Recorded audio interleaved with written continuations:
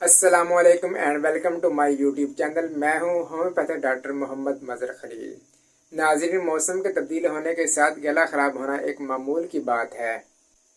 کھانسی ایک تکلیف دہ مرض ہے اور موسم کے تبدیل ہونے کے ساتھ اکثر لوگ اس میں مبتلا ہوتے ہیں۔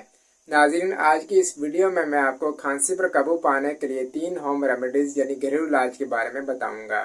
ناظرین، ویڈیو کو پورا دیکھیں تاکہ جو ریمیڈی آسان لگے آپ اس کو اختیار کر سکیں۔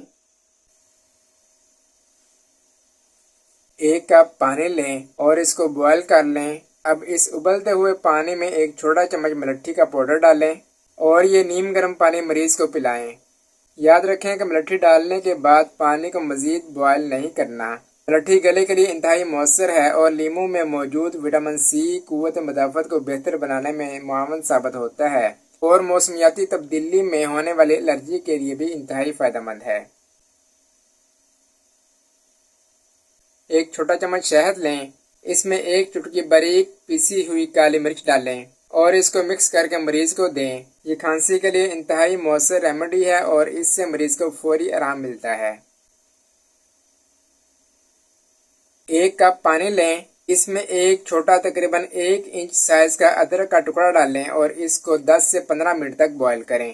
اس میں 1 چمچ شہد اور 1 عدد لیموں کا رس ڈال کر نیم گرم پانی مریض کو پلائیں۔ ادرک اینٹی انفلیمیٹری خصوصیات کا حامل ہوتا ہے اور گلے کی سویلنگ کو بھی کم کرتا ہے۔ یہ ریمیڈی ایسٹمیٹک کف کے لیے بھی انتہائی مؤثر ہے۔